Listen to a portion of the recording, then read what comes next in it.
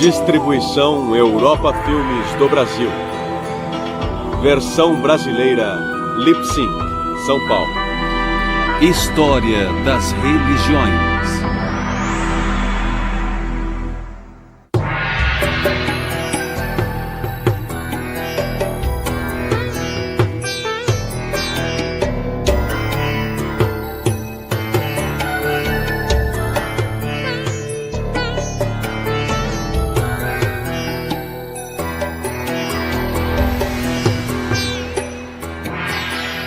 Hinduísmo.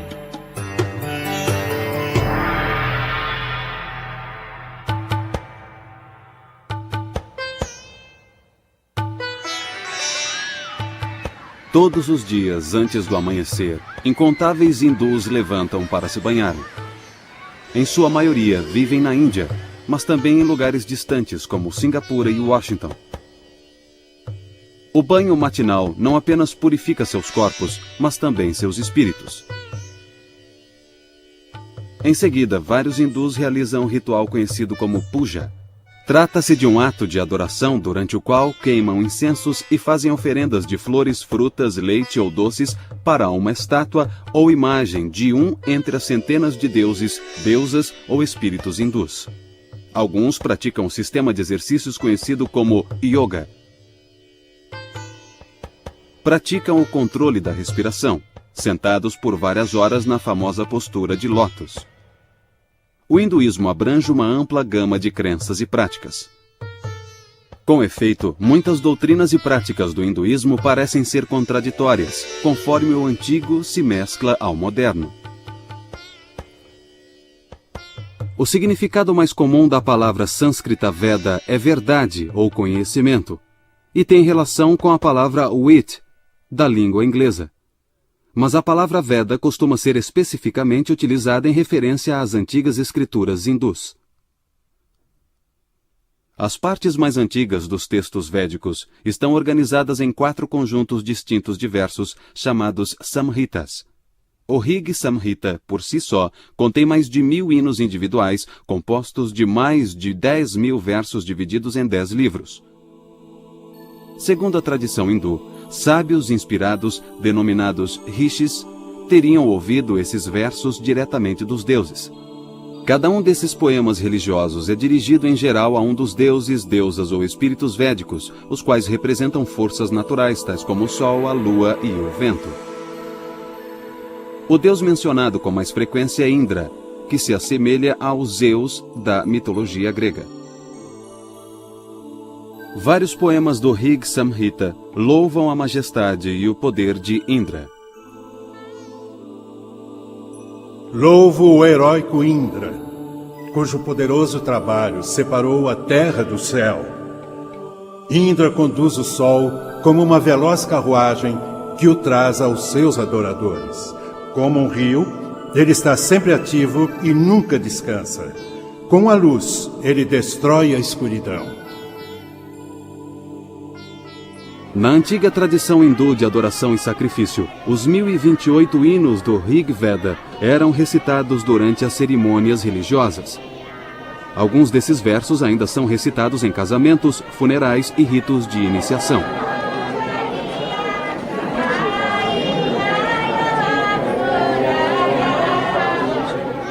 Os simples atos de recitá-los é sagrado, assim como o som produzido.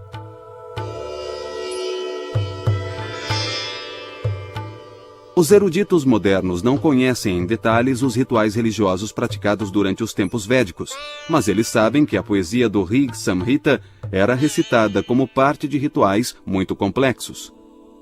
A realização de tais rituais podia durar semanas, meses ou até um ano. A presença de vários sacerdotes era necessária, pois cada um se especializava em uma das partes da cerimônia.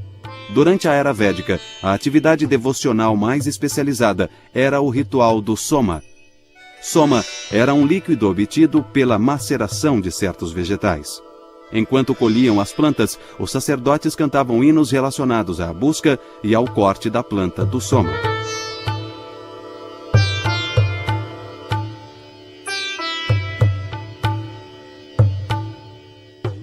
Os brahmanas, compostos aproximadamente entre 1800 a.C., adotam um tom insistente ao defender tanto a importância dos rituais quanto o costume de presentear os sacerdotes que os realizam. De fato, muitos dos Upanishads, os quase 300 últimos livros que compõem os textos védicos, censuravam o sistema religioso védico prestes a desaparecer e a ser substituído. Com efeito, os primeiros textos védicos não mencionam as crenças e as práticas que os contemporâneos costumam associar ao hinduísmo. Os Samhitas indicam que os antigos indianos comiam carne de vaca. Mas ao longo dos séculos, a vaca tornou-se um animal sagrado, um símbolo da fertilidade da terra. Comer sua carne tornou-se um pecado. Os primeiros Vedas descrevem uma vida após a morte. Posteriormente, os Upanishads introduziram uma ideia diferente, a reencarnação. Os hindus passaram a acreditar que as almas não iluminadas estão presas a um ciclo contínuo de morte e renascimento. Moksha, a liberdade do doloroso ciclo de morte e renascimento, tornou-se a meta dos que se dedicam à meditação e à autodisciplina.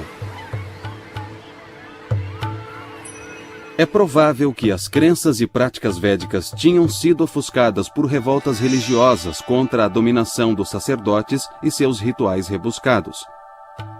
As tradições religiosas do jainismo e do budismo, iniciadas no século VI a.C., viriam a se tornar os mais famosos desses movimentos de protesto. O budismo e o jainismo foram, em parte, uma reação ao sistema de castas. Esse sistema é composto de 4 níveis: os brahmanes, ou sacerdotes, os kshatriyas, ou guerreiros, os vaishyas, ou trabalhadores, e os shudras, ou intocáveis. Essas castas eram rígidas e não era possível transitar entre elas.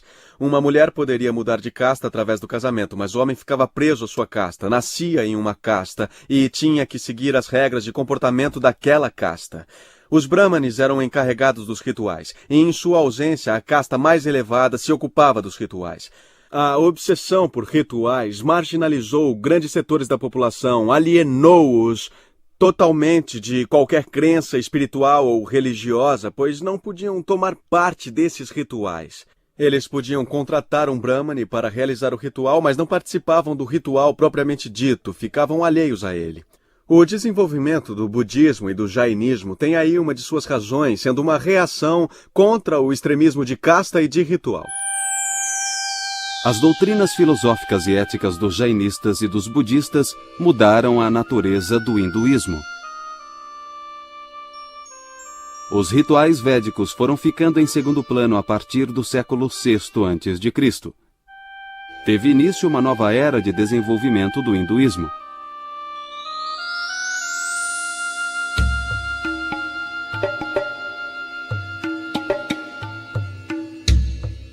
Em 326 a.C., as tropas de Alexandre Magno cruzaram o rio Indo, situado no noroeste da Índia. Na época, a iminência do ataque parecia evidente, e os dirigentes de vários territórios indianos haviam se associado. Isto criou o que viria a ser chamado o Império dos Maurya. Os soldados de Alexandre, porém, se recusaram a ir além do rio Indo. Mas a política indiana já havia mudado. Em cerca de 250 a.C., Ashoka tornou-se imperador da dinastia dos Maurya. Expandiu o império por meio de violentas guerras de conquista, durante as quais centenas de milhares de pessoas morreram. Farto do derramamento de sangue, Ashoka voltou-se para a fé budista em busca de consolação. Ele influenciou profundamente a vida religiosa indiana devido ao apoio oferecido aos budistas. O apoio real ao budismo e ao jainismo continuou ao longo de um milênio, o que explica, em parte, a ausência de monumentos religiosos hinduístas antes do século IX da era cristã. Embora poucos edifícios religiosos hindus tenham sobrevivido, as bibliotecas mostram que o hinduísmo estava reagindo aos desafios colocados por budistas e jainistas, porém de forma mais intelectual do que material. A resposta hindu assumiu duas formas. Primeiro, os hindus reestruturaram seus sistemas filosófico e teológico. Aprofundaram ideias budistas e jainistas ou criaram argumentos contra elas. Por exemplo, os hindus aceitaram a crença em reencarnações. Adotaram outros conceitos como o karma, que é a soma das influências negativas e positivas geradas por boas e más ações. Os hindus também abraçaram a ideia de que o karma pode ter um impacto que se propaga ao longo de várias encarnações, mas rejeitaram a noção de que Buda tivesse aprendido o caminho para a salvação. O segundo tipo de resposta hindu foi a ênfase à adoração de divindades pessoais. Os deuses que se tornaram objeto de adoração não eram os mesmos encontrados nos textos védicos. Vishnu, Shiva, Krishna e Rama ganharam destaque, ao passo que Indra e os outros declinaram. Os Upanishads continham algumas indicações das respostas da filosofia hindu ao budismo e ao jainismo. Por exemplo, o Taittiriya Upanishad começa com várias afirmações que são citações quase exatas de tratados budistas. Entretanto, em sua continuação, o Taittiriya Upanishad conclui que existe um verdadeiro ser interior, o que os budistas negam. Os filósofos e teólogos hindus começaram a sistematizar ideias que não haviam sido plenamente desenvolvidas nos Upanishads. No fim do século VIII e início do século IX d.C., um filósofo talentoso chamado Shankara viria a se tornar o mais célebre expoente da posição que veio a ser conhecida como Advaita Vedanta. Advaita significa literalmente não dual. O Advaita Vedanta afirma, portanto, que a realidade suprema, ou Brahma, e o ser individual, ou Atman, são um só. Shankara afirmou que os deuses são formas interiores de Brahma e que as pessoas não se prejudicavam adorando um deus pessoal. O próprio Shankara era adorador de Shiva. Shankara acreditava que, no fim, cada um deveria ultrapassar essa dependência das deidades individuais. Disse que cada um de nós viria a compreender que os diversos deuses são reflexos imperfeitos do que ele chamava de Brahma sem atributos. O Advaita Vedanta de Shankaracharya é uma posição muito forte na Índia. A questão é, por que é uma posição tão forte? Os românticos alemães do século XIX e particularmente Schopenhauer se interessaram muito pelo Advaita Vedanta. Por quê? Porque é não dual. E isso era bem diferente das tradições que os românticos alemães viam penetrar na Europa desde o tempo de Cristo. Então, em vez de olhar para o similar às suas próprias tradições, posições dualistas, eles dirigiram seu olhar para o não dualismo. Embora essa posição seja certamente interessante e atualmente seja adotada por muitos hindus, sendo também aquela que as pessoas costumam assimilar ao hinduísmo, nem todos os hindus acreditam nela. Existem posições duais, posições dualistas, posições Dvaita, nas quais Atman e Brahma são vistos como separados, distintos, como dois.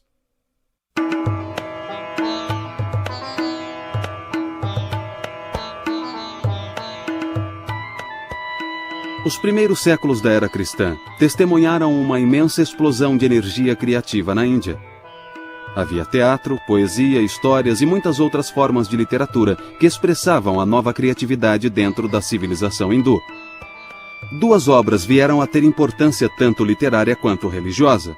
Uma delas foi o poema épico chamado Mahabharata, cujo título poderia ser traduzido por O Grande Livro dos Bharatas. Bharat foi o ancestral de duas famílias reais, os Kauravas e os Pandavas. 5 príncipes Pandavas perderam seus direitos de reinar num jogo de dados.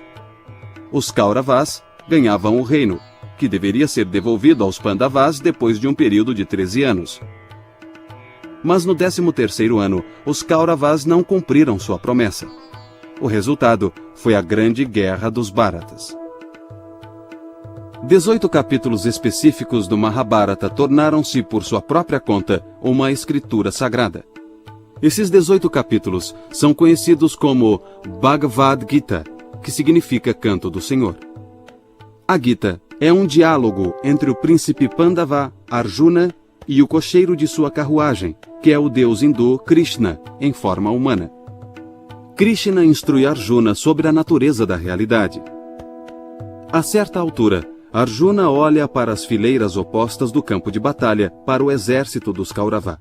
Entre os seus oponentes estão seus primos, um antigo mestre e outros amigos. Ele se enche de terror e remorso ao pensar que terá que matá-los. Ao longo da Gita, Krishna ouve com paciência enquanto Arjuna se aflige ao pensar nas potenciais consequências da matança. Krishna refuta cada uma das objeções de Arjuna, revelando sua própria natureza divina. O guerreiro Arjuna logo se conscientiza de que Krishna determina o curso de todos os acontecimentos. E Krishna diz a Arjuna que seu dever divinamente estabelecido é o de lutar. Não podemos esquecer que Arjuna é um guerreiro, nasceu como um guerreiro. E Krishna está apenas lhe indicando que ele deve seguir seu Swadharma, sua natureza, a natureza do seu ser que, como Kshatriya, como guerreiro, é a de lutar, independentemente de suas relações com seus oponentes. Então, sendo assim, se Arjuna agisse de outra maneira, por exemplo, seguindo sua dharma, a natureza de um brahmane de uma outra casta, da casta dos sacerdotes, estaria fazendo a pior coisa possível. Arjuna é um guerreiro e, como tal, seu dever ou dharma é lutar. Arjuna deve lutar. Krishna declara que nenhum karma negativo resultará disso desde que Arjuna se concentre na tarefa em si mesma, realizando-a sem desejo de ganhos pessoais. Como Krishna diz a Arjuna: Estes nossos corpos perecem, mas as Escrituras declaram que a alma é eterna, indestrutível e insondável. Sendo assim, lute, ó filho de Pandu. Aqueles que acreditam matar e aqueles que acreditam que são mortos não compreendem verdadeiramente que não matam e não são mortos. A civilização hindu tem uma longa história. Seus membros mais instruídos e cultos têm uma tendência a preservar formas mais antigas de sua cultura. Eles aceitam novas formas como se fossem meras extensões do sistema anterior. Novas formas e novas ideias apenas adicionam mais camadas de cultura, coexistindo com crenças e costumes mais antigos. Alguns autores confundiram a persistência das formas antigas com imutabilidade e estagnação, mas isso também proporciona um sentido de permanência, assimilando ao mesmo tempo grandes mudanças. A religião hindu não tem um fundador específico. Há muitas crenças na tradição de que foram herdadas. Algumas pessoas adotam uma crença devocional em relação ao Supremo, outras seguem um caminho de Gyana, que é o caminho do conhecimento e do reconhecimento. Existem várias abordagens. Existe o Karma Yoga, que é o caminho do serviço desinteressado, e assim por diante. Praticamente qualquer tradição ou crença que é seguida tem algum paralelo dentro da tradição hindu.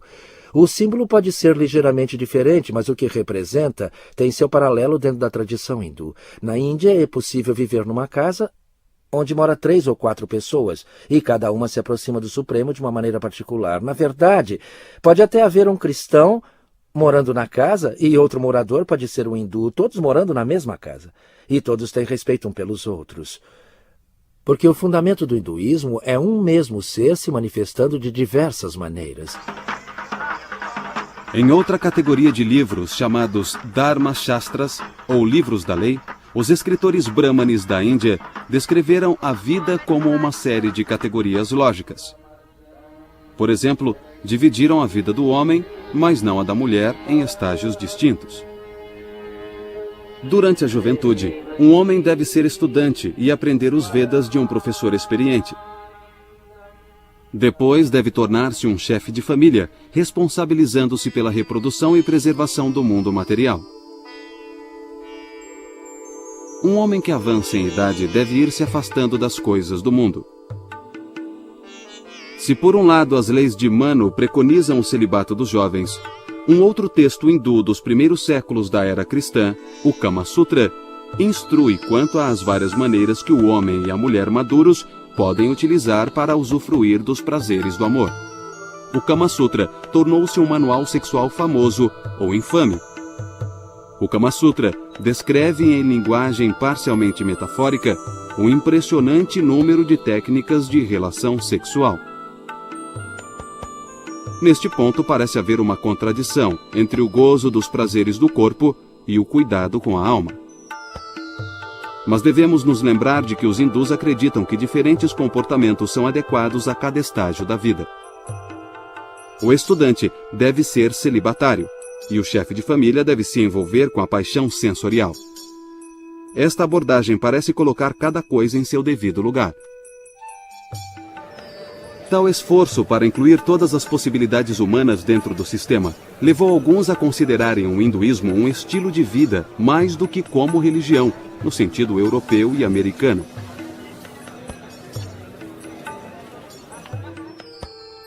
Uma outra dimensão do estilo de vida hindu surgiu no que poderia ser chamado de Baixa Idade Média da Índia.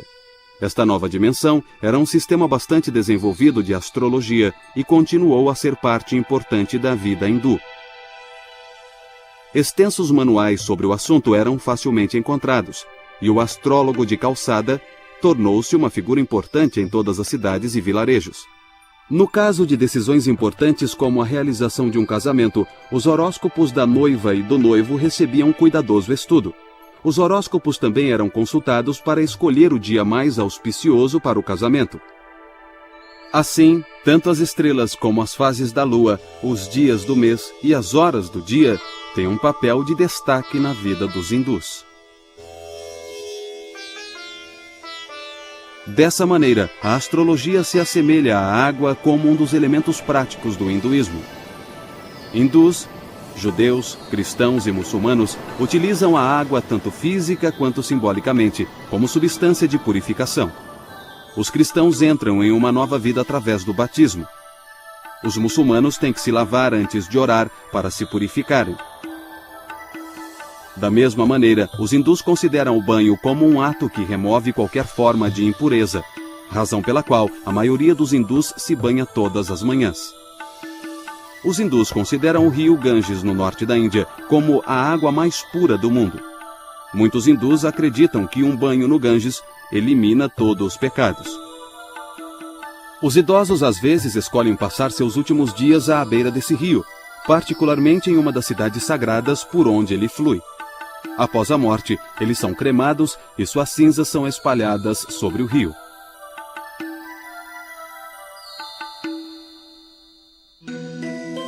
Durante os séculos IV e V d.C., o hinduísmo ressurgiu como religião dominante na Índia depois de superar os desafios colocados pelo budismo e jainismo.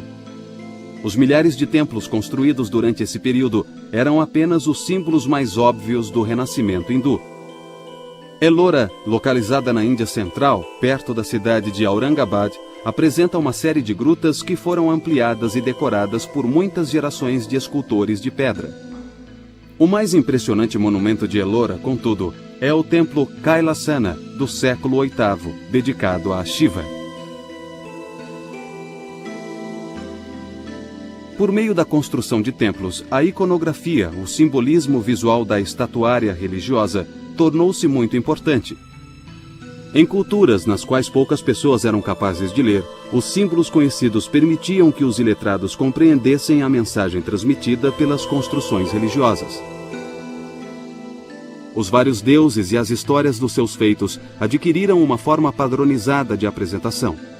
Shiva, por exemplo, é frequentemente retratado como um dançarino. A ideia religiosa é que a dança de Shiva mantém o universo em movimento. Outra representação de Shiva é a do Mahayogi, o meditador cósmico.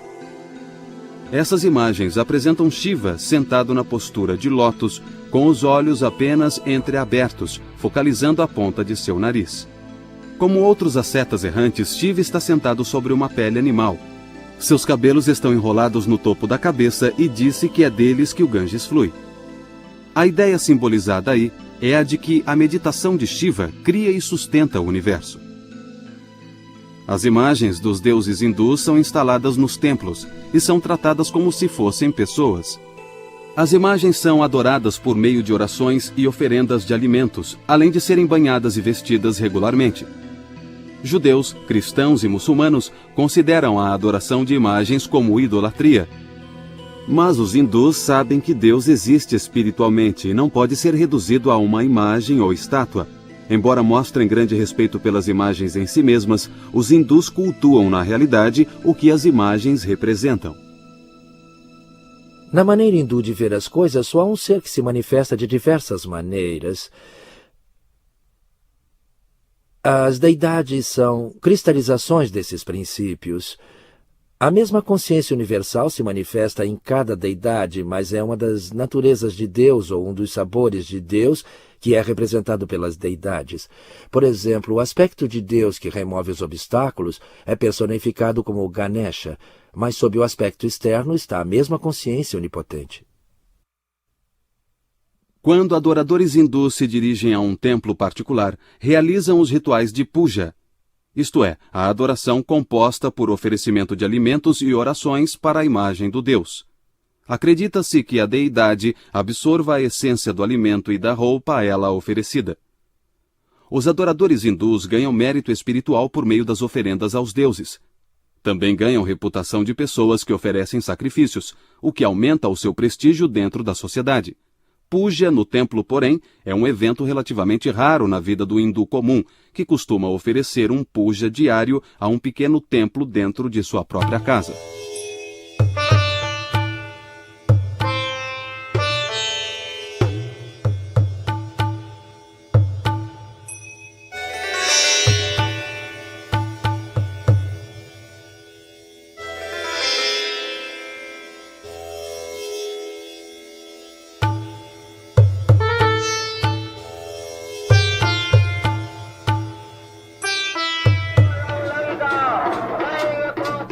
No hinduísmo, não existe um dia específico do Senhor, ou Sabá, como têm os judeus e os cristãos, embora os hindus celebrem frequentemente festivais em homenagem a um deus ou outro.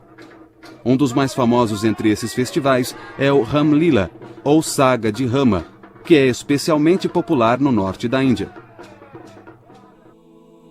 O Ramayana é quase tão popular e influente quanto os Mahabharata e seus capítulos sagrados, a Bhagavad Gita. No Ramayana, o deus Rama assume a forma humana de um príncipe. A história se desenrola em torno do sequestro de Sita, esposa de Rama, pelo demônio chamado Ravana. Rama e seu irmão Lakshmana buscam Sita e seu capturador, e disso decorrem muitas aventuras. Rama faz uma aliança com Hanuman, e finalmente ele e Lakshmana confrontam o demônio na ilha do Sri Lanka. Utilizando o poder divino de Rama e de milhares de macacos do exército de Hanuman, os heróis matam o demônio.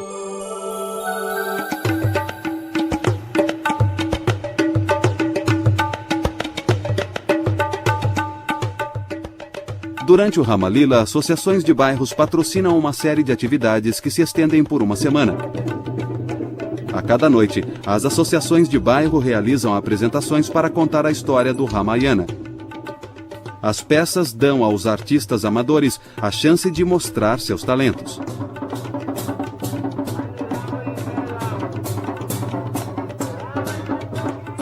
As associações de bairro também constroem um imenso boneco do demônio Ravana em papel machê.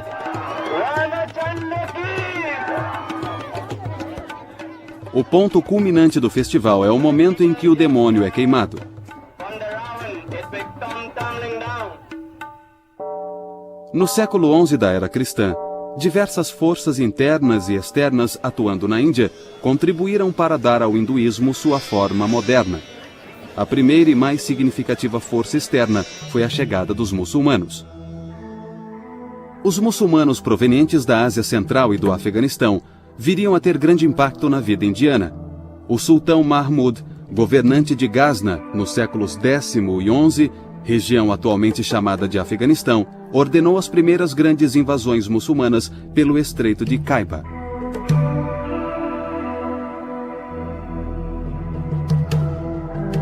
Suas motivações principais eram aparentemente econômicas. Mahmud queria transformar Ghazna, a cidade capital, em uma das maiores cidades do mundo islâmico. Ele tentou atrair para sua corte os mais destacados poetas, figuras literárias e eruditas. Mas isso exigia mais riquezas do que as geradas pelo reino. Mahmud voltou-se então para os templos de sua vizinha, a Índia. Seu patrimônio era abundante em pedras preciosas. Mahmud cobiçou os objetos de ouro e prata que ele via dedicados à idolatria. Foi uma excelente oportunidade para associar pura ganância a zelo religioso. Os exércitos muçulmanos começaram a entrar na Índia regularmente. Mahmud de Ghazna foi o primeiro de uma longa série de conquistadores e imigrantes muçulmanos que foram para a Índia a partir da Ásia Central, do Irã e do Afeganistão. Todos foram fazer fortuna na Índia. O Islã tornou-se forte na Índia e influenciou o hinduísmo de duas maneiras. O misticismo islâmico muitas vezes se mesclou ao misticismo hindu e seu monoteísmo acentuou as tendências monoteístas hindus. Por outro lado, a maioria dos hindus rejeitou o Islã. Essa reação negativa fortaleceu suas próprias crenças religiosas hindus.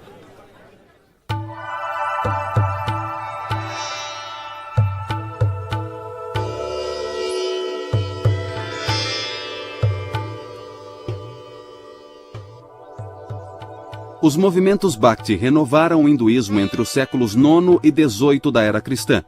Os devotos não estavam interessados nas áridas doutrinas filosóficas dos adeptos do Advaita, que discutiam a realidade última e única do ser. Os Bhaktis, ao contrário, concentravam-se no amor estático por Deus. Abraçaram plenamente os conceitos de sacrifício, entrega e devoção, implícitos na palavra Bhakti.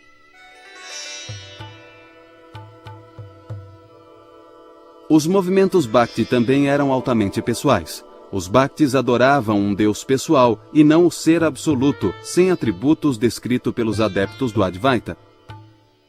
Os crentes imitavam os santos poetas, essenciais para o movimento. As histórias das vidas desses poetas estáticos eram bem conhecidas. Um dos movimentos devocionais que mais se desenvolveu tinha por objeto um ser humano conhecido como Krishna. Acreditava-se que Krishna era uma manifestação do deus Vishnu. Os seguidores de Krishna o reconheciam como divino. Vishnu era apenas mais um de seus nomes. O lugar de Krishna no hinduísmo lembra o de Jesus no cristianismo. Cristo é considerado por seus seguidores como Deus encarnado, enquanto Krishna seria Deus manifesto num corpo. Alguns dos santos poetas eram mulheres, e os movimentos Bhakti costumavam atribuir à mulher um lugar central. Radha, a consorte de Krishna, tornou-se a personagem modelo para seguidores homens e mulheres. A devoção altruísta de Radha e Krishna tornou-se o modelo a ser seguido por todos os devotos de Krishna. Ao longo do século XIX, o hinduísmo gradualmente tomou uma nova consciência de si mesmo. Os hindus começaram a se definir de forma mais precisa, em contraste com outras religiões, tais como o Islã e cristianismo.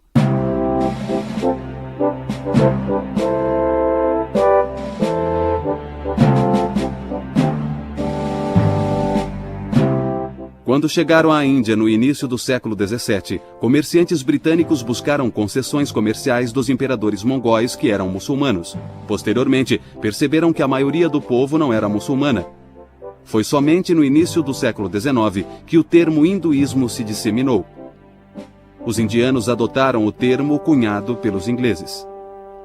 É muito confuso o fato de hinduísmo não ser um termo nativo. Os hindus não se referiam a si mesmos assim antes dos ingleses. Os ingleses usaram esse termo, em parte, como uma forma de distinguir entre hindus e muçulmanos. A questão também acabou se tornando política, pois se você chama a si mesmo de hindu, você atribui a si mesmo mais poder, porque a população se chamava assim em oposição aos muçulmanos. Sendo assim, o termo não é nativo. Atualmente, é claro, ele ganhou vida própria e é usado pelos indianos para descrever essas religiões do sul da Ásia. As religiões que excluem o Islã, o cristianismo, o budismo e o jainismo são todas chamadas hinduísmo. É um termo abrangente. Ram Mohan Roy foi uma das figuras principais envolvidas no moderno desenvolvimento do hinduísmo. Roy dizia que o declínio das crenças e costumes sociais hindus era decorrência de séculos de dominação muçulmana. Com pouco mais de 20 anos, Roy começou a adquirir terras. Ele se mudou para Calcutá, a capital da Índia Britânica. Lá começou a emprestar dinheiro aos jovens ingleses que trabalhavam para a Companhia das Índias Orientais. Mais tarde, Roy recebeu um cargo no setor financeiro da companhia e isso lhe deu um acesso ainda maior aos ingleses. Ram Mohan Roy celebrava o governo britânico que, em suas palavras, trazia a benéfica influência de um tratamento benévolo e indulgente. Roy acreditava que o domínio britânico permitiria que os hindus retomassem os puros ensinamentos do seu passado ancestral. Outra tendência teve início no século XIX, a ligação entre hinduísmo e política indiana. Bal Gangadhar Tilak foi um líder que percebeu rapidamente que o recurso à religião poderia mobilizar as massas hindus. Tilak era um implacável oponente do domínio britânico. Embora fosse instruído em direito, recusou-se a ter qualquer relação com as carreiras disponíveis nas cortes britânicas. Em vez disso, tornou-se editor do jornal denominado Kesari, que era publicado em Marathi, a língua de sua região natal. As ideias defendidas por Tilak o levaram à prisão inúmeras vezes, acusado de incitar oposição aos britânicos e conflitos coletivos.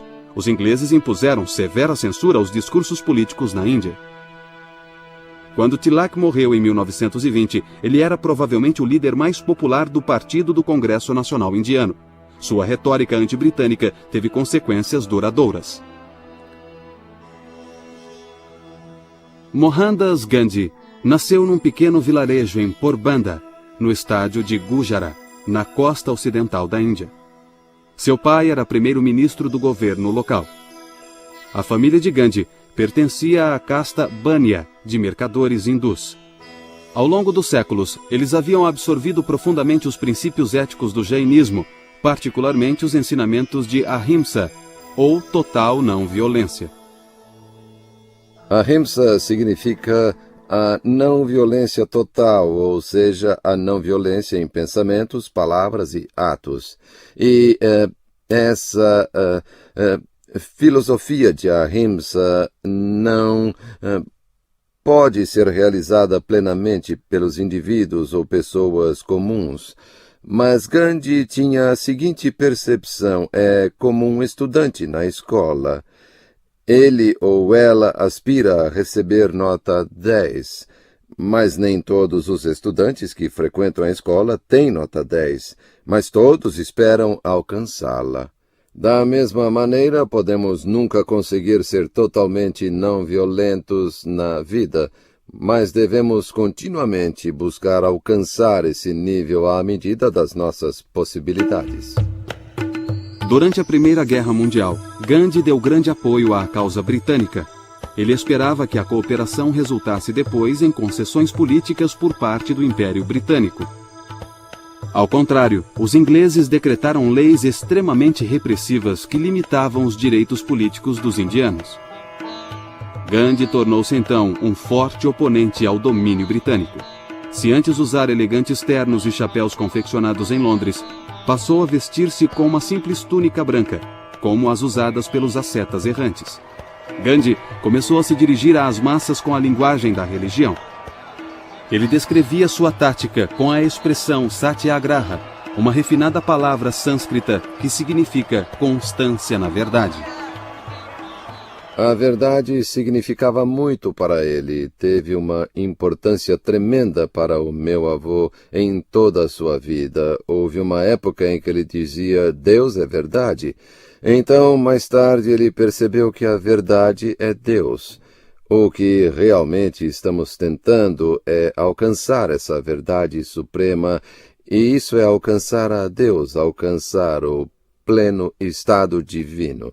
Ele chamava seu movimento de Satyagraha, que é uma combinação de duas palavras sânscritas.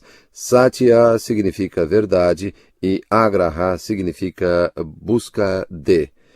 Ele sentia que todos nós, indivíduos, estamos constantemente buscando a verdade e temos que buscá-la sinceramente se buscamos a salvação.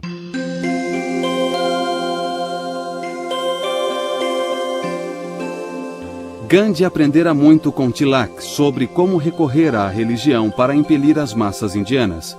Mas ao contrário de Tilak, que elogiava atos políticos violentos, Gandhi enfatizava a tolerância e o caráter inclusivo do hinduísmo. Em vida, Gandhi tornou-se conhecido como Mahatma, um título cujo significado é grande alma. Como Mahatma, ele tentou trazer os não-hindus para o movimento pela independência. Ele veio a perceber que a Índia era constituída por diversas religiões. Há uma significativa população muçulmana, uma significativa população cristã e pessoas que acreditavam em muitas outras religiões tribais.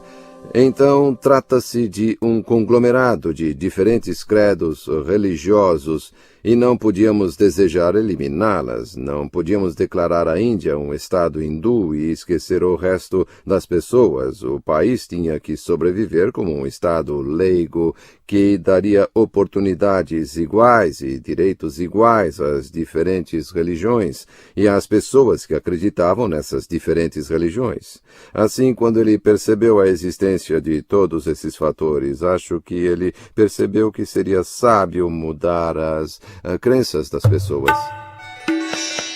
Entre 1919 e 1924, ele forjou uma aliança entre o Congresso Nacional e um grupo de jovens líderes muçulmanos.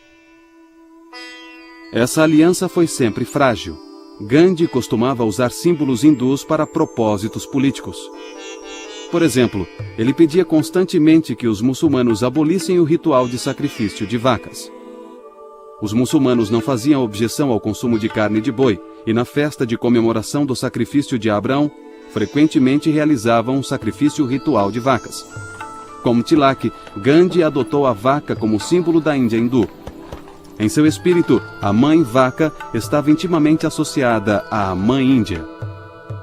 Se os muçulmanos consideravam a abordagem de Gandhi hindu demais, muitos outros pensavam que Gandhi era insuficientemente hindu. Não acho que ele era um hindu no sentido tradicional. Não praticava nenhum dos rituais do hinduísmo. Não acreditava nesses rituais. Ele acreditava no respeito a todas as religiões do mundo. E por isso ele as estudava. De fato, uma de suas frases famosas é que um estudo amigável de todas as escrituras é um dever sagrado de todos os indivíduos. Ele realizou esse estudo amigável. Estudou a Bíblia, estudou o Antigo Testamento, estudou o Alcorão e tudo mais. Ele estudou todas essas escrituras e extraiu de cada uma delas o que achou que seria útil para a sua vida pessoal, incorporando isso em seu estilo de vida.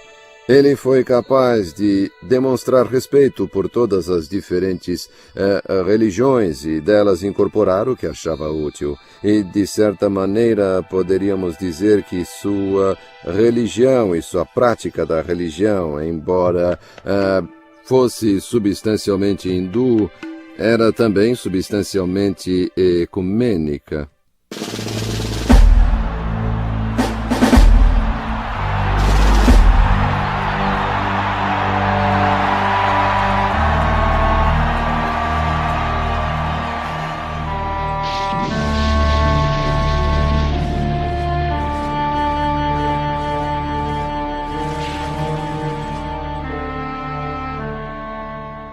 Depois da Segunda Guerra Mundial, a Índia britânica se dividiu.